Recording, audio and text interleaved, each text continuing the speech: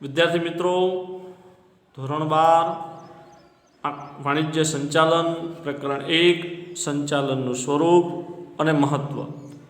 અહીં આપણે જોઈએ તો સ્વાભાવિક છે કે આગળ ઘણા બધા પ્રશ્નો આપણે શીખી ગયા.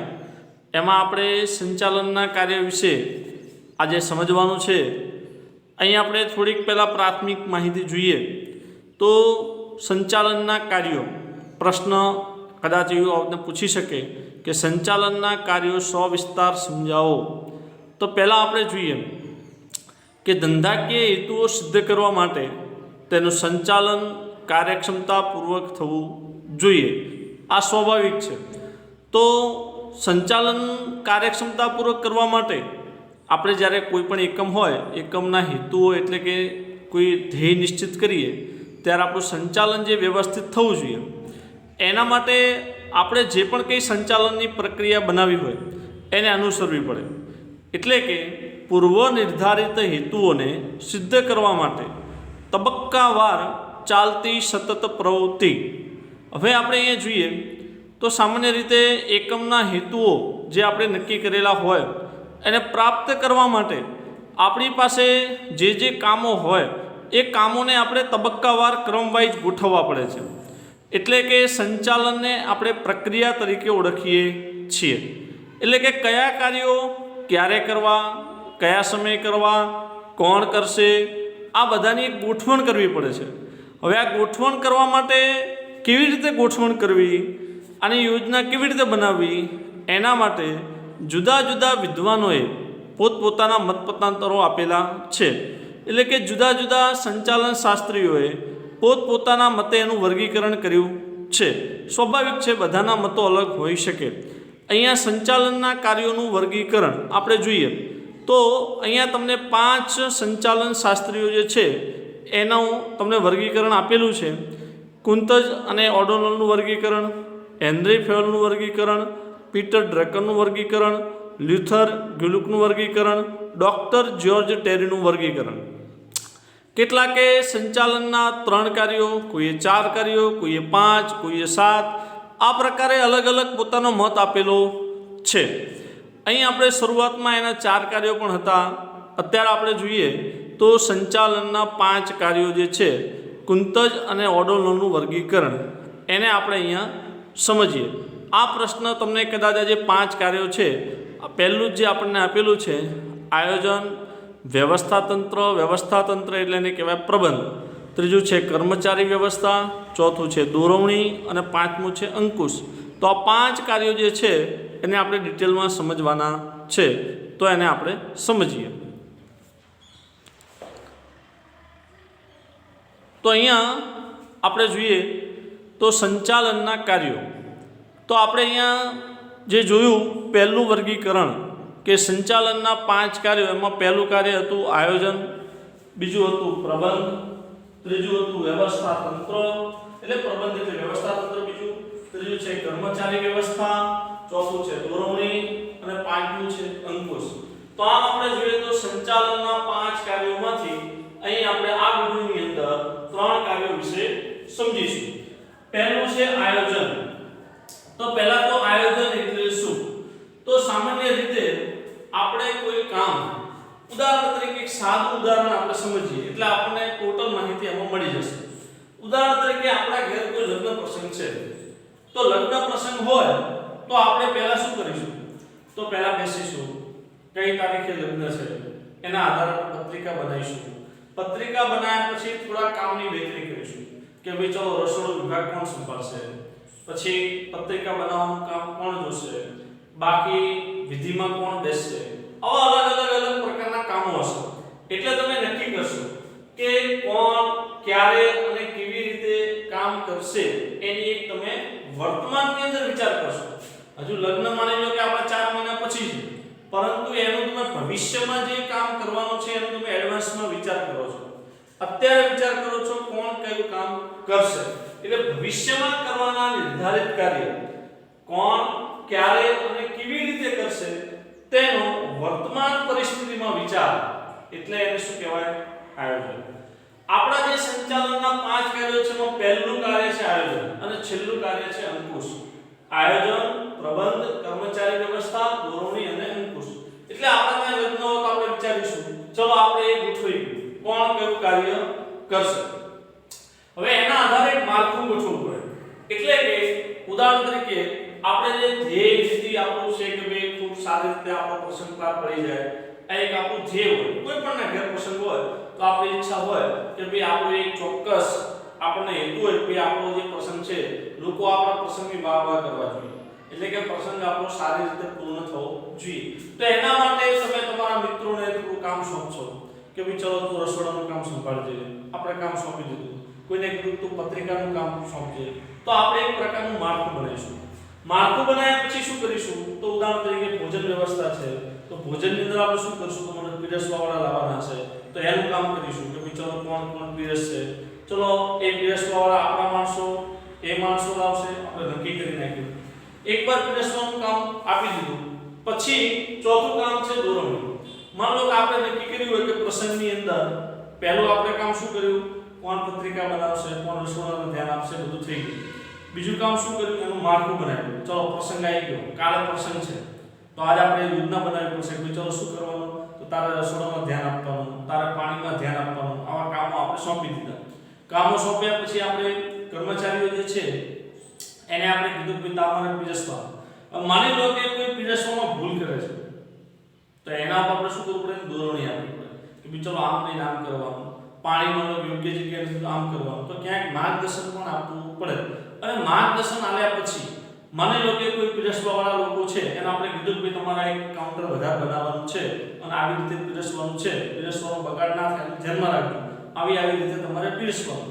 છતાં બગાડ થાય છે તો તમારે એના પર અંકુશ રાખવો પડે. તમારે કોઈ માણસને ઊભા રાખવા પડે. તમારે એને ફરીથી કહેવું પડે. તો પહેલા તમારે પ્લાનિંગ કરવું પડે, આયોજન કરવું પડે. આયોજનને પાર પાડવા માટે છે ને આપણે જે પ્લાનિંગ તો ઓન પેપર થઈ ગયું છે. જો એને પાર પાડવા માટે તમારે એક સરસ મજાનું માળખું બનાવવું પડે. માળખું બનાવ્યા પછી બધાને આપણે કામ સોંપીએ. એટલે કે કર્મચારી વ્યવસ્થા કે ભાઈ કોણ કયું કામ કરશે એ ગોઠવાઈ ગયું છે. પછી આપણે એને જરૂર પડે તો દોરવણીને માર્ગદર્શન આપવું પડે.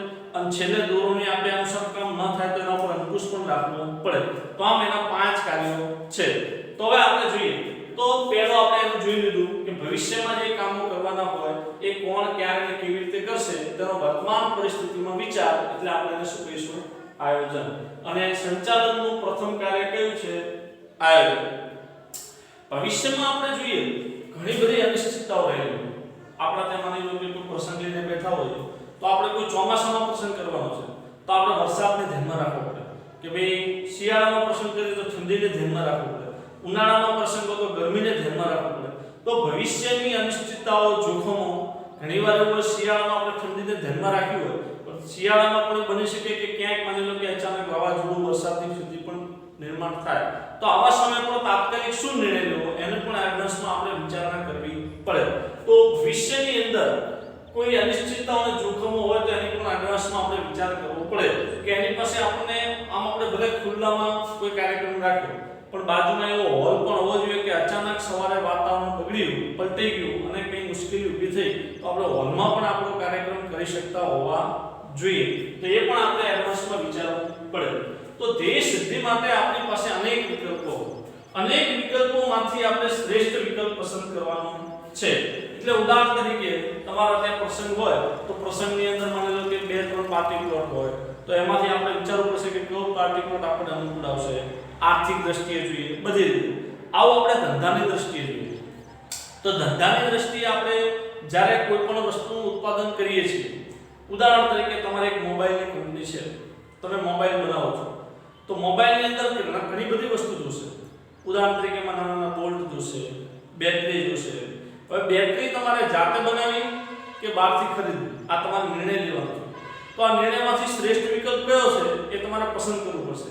તો આપણી પાસે જે અનેક વિકલ્પો હોય, ઘણીવાર આપણે કોઈ લોન લેવી છે તો ઘણા બધા લોકો આપણને પૈસા આપવા માટે તૈયાર છે, ખુશીના પૈસાની જરૂર છે આપણે. તો આપણે કોની પાસેથી લેવા? ડિબેન્ચર બહાર પાડવા, લોન લેવી, લોકો પાસેથી પૈસા લેવા, આવા અનેક વિકલ્પોમાંથી શ્રેષ્ઠ વિકલ્પ આપણે પસંદ કરવાનો હોય છે. એનું નામ આયોજન. હવે આપણે જોઈએ વ્યવસ્થા તંત્ર.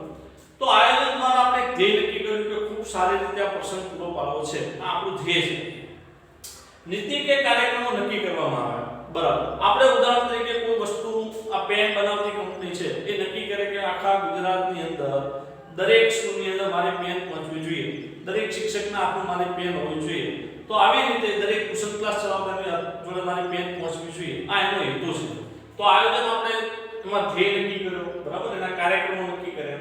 હવે એને અમલમાં મૂકવા માટે એક માળખું બનાવવું પડે કે ભાઈ પહેલા આપણે શું કરશું, કોઈને રાજ્યની એજન્સી આપીશું, જિલ્લાવાર એજન્સી આપીશું, તાલુકાવાર એજન્સી આપીશું. તો આ એક માળખું બનાવવું પડે. તો એને અમલમાં મૂકવા માટે જે માળખાની રચના કરવામાં આવે એને શું કહેવાય? પ્રબંધ અથવા વ્યવસ્થા તંત્ર. એટલે કે નિર્ધારિત ધ્યેયને સિદ્ધ કરવા માટે એકમની પ્રવૃત્તિને જુદા જુદા વિભાગોમાં જુદા જુદા માનવ જૂથો વચ્ચે, ઉદાહરણ તરીકે આપણા ત્યાં કર્મચારીઓ ઘણા હોય, તો એ કર્મચારીઓને આપણા કુટુંબની અંદર કોઈ પ્રસંગ હોય તો ઘણા બધા લોકો કુટુંબમાં હોય, પણ દરેકને આપણે કામ સોંપવું પડે કે રસોડાનું જાણકાર કોણ છે તો એને રસોડાનું કામ સોંપીએ. માની લો કે જેને આવું પ્રિન્ટિંગનું એનું સારું કામ ફાવે છે તેને આપણે એ કામ સોંપીએ. તો આવી રીતે જેને જેની રુચિ છે એના આધારે આપણે કામ ગોઠવીશું. તો એક વ્યવસ્થા તંત્રનું માળખું બનાવીશું. તો આ માળખું જે બનાવવાનું એટલે કે નિર્ધારિત ધ્યેયને સિદ્ધ કરવા માટે એકમની પ્રવૃત્તિને જુદા જુદા વિભાગોમાં જુદા જુદા માનવ જૂથો વચ્ચે વહેંચી દેવામાં આવે છે. એટલે આપણે દરેકને અલગ અલગ કામ સોંપીશું અને તેમને સત્તા અને જવાબદારીની વહેંચણી કરવામાં આવે છે. તેને આપણે શું કહીશું? વ્યવસ્થા તંત્ર. સત્તા અને જવાબદારી આપણે કોઈને કીધું કે રસોડામાં તારે કામ સંભાળવાનું, પણ માની લો કે કઈ વસ્તુ ખૂટ્યું તો જવાબદારી તારી રહેશે, તારે તાત્કાલિક લઈ આવવાનું. માની લો કોઈ પીરસતું નથી બરાબર તો જવાબદારી તારી, તું બદલી પણ શકે. તો આપણે એને સત્તા આપવી પડે અને જવાબદારી આપવી પડે. બંને વસ્તુને આપવી પડે કે ભાઈ માની લો કે કોઈ વસ્તુ ખૂટી છે તો એના વિકલ્પમાં શું બનાવવું એ તરત તાત્કાલિક તારનો વિકલ્પ લઈ લેવો. માની લો કે કોઈ ગાડીમાં આપણો માલ આવે છે, ગાડી બગડી છે, માલ લેટ આવે છે, તો શું કરવું? તાત્કાલિક બીજી ગાડી કરવી. આવા ઘણીવાર આકસ્મિક જે નિર્ણય લેવાના થાય એની આપણે સત્તા આપવી પડે. બીજું એ કામની જવાબદારી પણ એને સોંપવી પડે કે ભાઈ જો કંઈ આમાં કંઈ આડું પાછું થયું તો જવાબદારી તારી ગણાશે. તો સત્તા અને જવાબદારીની આપણે જે વહેંચણી કરવામાં આવે છે એને શું કહીશું? વ્યવસ્થા તંત્ર. વ્યવસ્થા તંત્રની રચના કરવાથી કોણ કોની દેખરેખ રાખશે અને સત્તા અને જવાબદારી કોની રહેશે, વ્યક્તિઓ વચ્ચેના આંતરસંબંધો કેવા રહેશે એની પણ ખ્યાલ આવે છે. એટલે કે આપણને ખબર પડે કે ભાઈ ઉદાહરણ તરીકે ઘણીવાર કોઈ એકમ હોય ને, એકમની અંદર એક જનરલ મેનેજર હોય, પછી એની નીચે વિભાગના મેનેજર હોય, એની નીચે જોબરો હોય, ફોરમેનો હોય અને એની નીચે છેલ્લો કર્મચારી હોય. તો આપણને ખબર છે કે જનરલ મેનેજરનું કામ શું છે? તો બધા વિભાગીય અધિકારીઓ પર ધ્યાન રાખવાનું. ઉત્પાદન અધિકારી હોય, વેચાણ અધિકારી હોય, ખરીદ અધિકારી હોય, એના ઉપર ધ્યાન રાખશે. એ આપણને ખબર છે. માની લો કે આવી કોઈ રચના જ ના હોય તો કોણ કોના ઉપર ધ્યાન આપશે? આખી કંપનીમાં 1000 લોકો હોય, પેલો ભાઈ એમ કહે છે મારે કોના ઉપર ધ્યાન આપવાનું, પણ આપણે એને ચોક્કસ કીધું હશે કે તારે આટલા મુખ્ય અધિકારીઓ પર તારે ધ્યાન આપવાનું. હવે ઉત્પાદન અધિકારી છે એને કોના ઉપર ધ્યાન આપવાનું? તો ઉત્પાદન વિભાગની અંદર જે કર્મચારીઓ કામ કરતા હોય એના ઉપર એ ધ્યાન આપશે. તો આવી રીતે દરેકનું કામ વેચાઈ જશે. તો કોણ કોની દેખરેખ રાખશે, કોની પાસે કેટલી સત્તા રહેશે? માનો કોઈ કર્મચારી કામ નથી કરતો ઉત્પાદન વિભાગની અંદર, તો ઉત્પાદન વિભાગનો અધિકારી જનરલ મેનેજરને એવું નહીં કે ભાઈ આ અમારો કર્મચારી કામ નથી કરતો એમ. એ તો એને સત્તા મળે કે તમે જો કામ ના કરો તમે બદલી કરી શકો, એને કાઢી મૂકી શકો, જે તમને યોગ્ય લાગે. તો આવી રીતે એને સત્તા પણ આપવામાં આવે અને જવાબદારી પણ આપવામાં આવે છે. એટલે કે સત્તા અને જવાબદારી કોની રહેશે એ પણ એક નિશ્ચિત છે. બીજું વ્યક્તિઓ વચ્ચેના આંતરસંબંધો, એટલે કોણ કોના ઉપરે છે, કોણ કોને કહી શકશે એ પણ નક્કી થવું જોઈએ. બરાબર. પ્રબંધ, કર્મચારી વ્યવસ્થા, દોરવણી અને અંકુશ એ આયોજનને અનુસરે છે. એટલે જે આપણે આયોજન પહેલું કાર્ય કર્યું હોય તો આ ચારે કામો જે છે ને એ આયોજન પ્રમાણે થાય છે. વ્યવસ્થા તંત્રનું માળખું, કર્મચારી વ્યવસ્થા, દોરવણી અને અંકુશ, આ ચારે વસ્તુ પહેલા આયોજન થવું જોઈએ. આયોજન થયું હોય આ જગ્યાએ પ્રસંગ કરવાનો તો બધી યોજના ત્યાં બને, બધું આપણે પ્લાનિંગ ત્યાં કરશું, પછી અલગ જગ્યાએ નહીં બને. તો આપણે જે હેતુ નક્કી કર્યો હોય એના આધારે જે પ્લાનિંગ બનાવ્યું હોય તો એના ચારેય કાર્યોને અનુસરવું પડે છે. આ મહત્વનો મુદ્દો યાદ રાખો કે આયોજન એ ધંધાકીય એકમનું મગજ છે. તો વ્યવસ્થા તંત્ર એ ધંધાકીય એકમનું શારીરિક માળખું છે. આ ફરી યાદ કરી લઈએ. ધંધાકીય આપણે જોઈએ તો આયોજન એ ધંધાકીય એકમનું શું છે? મગજ છે. અને બીજો સૂત્ર યાદ રાખવાનો, વ્યવસ્થા તંત્ર એ ધંધાકીય એકમનું શારીરિક માળખું છે. શારીરિક માળખું એટલે આપણા હાથ પગને જે છે તે, બરાબર. તો અહીંયા જોઈએ તો અહીંયા આપણું જે આખું શરીર જે છે તે એના પાછળ હાથ પગને બધું આવશે, પાછું કર્મચારી વ્યવસ્થામાં આવશે. આ શરીર જે છે એનો બાંધો જે છે, આપણું આખું શારીરિક સ્ટ્રક્ચર જે છે, શારીરિક માળખું જે છે, એટલે આયોજન એ શું છે? ધંધાકીય એકમનું મગજ છે. તો આપણે મગજથી કામ કરીએ છીએ, બરાબર. આ આપણું શરીર છે, આ એક વ્યવસ્થા તંત્ર છે જેમાં આ બે હાથ છે, બે પગ છે, માથું છે, બે કાન છે, નાક છે. આ આપણું આખું શરીર છે. આ બધા એના કામ કરતા કર્મચારીઓ છે, બરાબર. આ વ્યવસ્થા તંત્ર સરકારે આપણને ભગવાને બનાવી આપ્યું છે. તો પણ આપણે ઉદાહરણ તરીકે આપણે કોઈ બાઇક લઈને જઈએ છીએ અથવા ગાડી લઈને જઈએ છીએ. માની લો કે સામેથી કોઈ અચાનક જ કોઈ ગાડી આવે છે અને એક્ઝેક્ટ આપણી સામે આવે છે. હવે એવા સમયે આપણે શું કરવું? બ્રેક મારવી, ગાડી બંધ કરીને ઉતરી જવું. આપણને લાગે છે કે આ ગાડી સામેથી આપણો એક્સિડન્ટ થવાનો છે, આપણે એકલા જ છીએ, ગાડીને કઈ સાઈડમાં નીચે ઉતારી દેવી. તો એના માટે તમારે હાથનો ઉપયોગ કરવો પડશે. પહેલા શું કરવું પડશે? મગજ, બુદ્ધિ. પહેલા બુદ્ધિનું કામ આવશે કે હવે શું કરવું, નિર્ણય લેવો પડશે. પછી તમે હાથ બંધ કરીને નિર્ણય લેશો હા ઉતરી જવું, તો નહીં ઉતરાય. એના માટે તમારે ગૌણને વાળવા માટે હાથનો ઉપયોગ કરવો પડશે. તો એના માટે વ્યવસ્થા તંત્ર અને એના કર્મચારી એનો આપણે ઉપયોગ કરવો પડશે. તો આયોજન એ શું છે? ધંધાકીય એકમનું મગજ છે. જ્યારે વ્યવસ્થા તંત્ર એ શું છે? શારીરિક માળખું છે. અને કર્મચારી વ્યવસ્થા એને હાથ પગ છે, બરાબર. આગળ આવશે તો જો કર્મચારી વ્યવસ્થા, તો શરીરનું ચાલક બળ જે છે ને એ હાથ પગ છે. આપણો આ બાંધો છે એ વ્યવસ્થા તંત્ર છે. આપણે નક્કી કર્યું કે મારે સામે 1 કિલોમીટર જવું છે, પગ ના પાડશે શું કરશો? આપણે જઈ શકીશું? ના. આપણે કોઈ ગાડી ચલાવીએ છીએ અને બ્રેક મારવી છે, મગજે કીધું કોઈ બ્રેક માર, હમણાં બમ્પ આવે છે, તો આ પગ ના પાડશે કે ના હું તો બ્રેક નહીં મારું, હાથે ના પાડશે કે ના હું બ્રેક કશું નહીં કરું, તો શું કરશું? તો આવી રીતે આપણા જે હાથ પગ જે છે ને એ કામ કરે છે. આપણું મગજ ત્યાં નહીં પહોંચી શકે.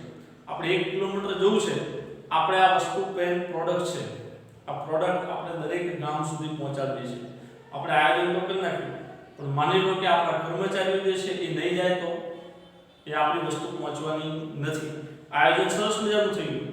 તો ઘણીવાર આપણે આયોજન એકદમ ઓન પેપર સરસ હોય, પણ ઘણીવાર આપણા આયોજન કર્યા પ્રમાણે કામ થતું નથી.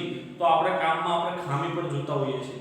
ત્યારે ધ્યાનમાં આવે છે તો આયોજન તો ખૂબ સારું કર્યું પણ બધાએ કામ ના કર્યું. તો બધા એટલે કોણ? તો કર્મચારીઓ, જે કામ કરનાર વ્યક્તિઓ છે તે. તો કર્મચારી વ્યવસ્થામાં શરીરનું ચાલક બળ હાથ પગ છે, તે જ રીતે કર્મચારીઓ એકમનું ચાલક બળ છે. કર્મચારીઓને એકમના હાથ પગ કહે છે.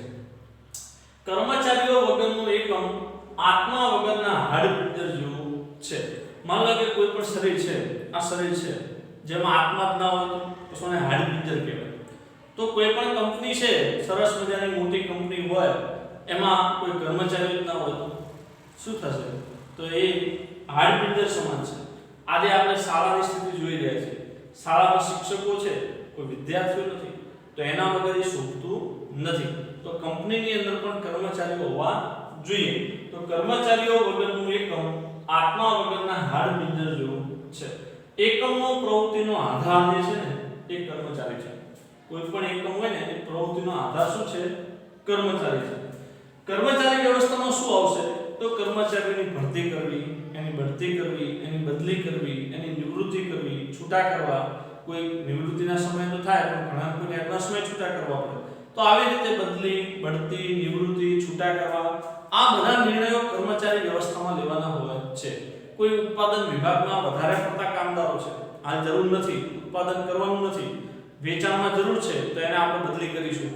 કોઈ ખૂબ સારું કામ કરે છે, આપણે લાગે કે આ ભાઈને તો ઉપર લઈ જવા જેવો છે, તો આપણે એને બઢતી કરીશું. કોઈ કામ નથી કરતો તો ક્યારેક છૂટા પણ કરવા પડે. તો આવા નિર્ણયો બધા કર્મચારી વ્યવસ્થામાં લેવાના હોય છે. કર્મચારીઓ જો સંતોષાયેલા હોય, કર્મચારીને બિલકુલ કામમાં સંતોષ થાય તો એનો ઉત્સાહ વધે, એનો જુસ્સો વધે. અને જો કર્મચારીનો ઉત્સાહ અને જુસ્સો વધે તો એકમની નફાકારકતા અને કાર્યક્ષમતા પણ વધે છે. એટલે કે એકમનું ઉત્પાદન વધે તો નફાકારકતા વધે અને કંપનીમાં કામની કાર્યદક્ષતા એટલે કે એનું કાર્ય પણ વધારે થાય છે. એટલે કાર્યદક્ષતા પણ વધે છે. ધંધાકીય એકમની સફળતાનો આધાર શું છે? કર્મચારી. એટલે એકમની પ્રવૃત્તિનો આધારે કર્મચારી, કંપનીનો સફળતાનો આધાર પણ કર્મચારી. વર્તમાન સમયની અંદર આપણે જોઈએ તો આ બધા વિષયો તો હતા, વર્તમાનમાં કેટલાક નવા વિષયો પણ આ કર્મચારી વ્યવસ્થામાં ઉમેરાયા છે. એક છે માનવ શક્તિ આયોજન. માનવો ખૂબ છે, શક્તિ પણ ખૂબ છે માનવ શક્તિ, એનું પ્લાનિંગ કરવું પડશે, એનું આયોજન કરવું પડશે. એટલે માનવ શક્તિ આયોજન, માનવ સાધન વિકાસ, કર્મચારીનું સતત મૂલ્યાંકન કરતું રહેવું, કારકિર્દી આયોજન. તમે આજે માનો કે ધોરણ 12 પછી કઈ કારકિર્દી પસંદ કરવા માંગો છો તો એના પછી કારકિર્દી આયોજન વગેરેનો સમાવેશ કર્મચારી વ્યવસ્થામાં થાય છે. સંતુષ્ટ કર્મચારી એકમની મૂલ્યવાન મિલકત છે. કોઈ પણ એકમ હોય તો એકમની અંદર જો સંતુષ્ટ કર્મચારી હોય, એટલે કે કર્મચારીને બરાબર સંતોષ થયેલો હોય તો કર્મચારી ખૂબ સારી રીતે કામ કરતા હોય છે. એટલે કે જો સંતુષ્ટ કર્મચારી હોય તેને અમૂલ્ય મિલકત કહેવાય છે, એટલે કે મૂલ્યવાન મિલકત છે. જો કર્મચારીઓ સંતુષ્ટ ન હોય તો એ કર્મચારી એ કંપની આગળ પ્રગતિ કરતી નથી. એટલે બાકી બધી મિલકતો કરતા કર્મચારીઓને મૂલ્યવાન મિલકત કીધી છે. આમ આપણે એના 3 કાર્યો જોયા, એના બાકીના 2 કાર્યો આપણે પછીના વિડીયોમાં જોઈશું.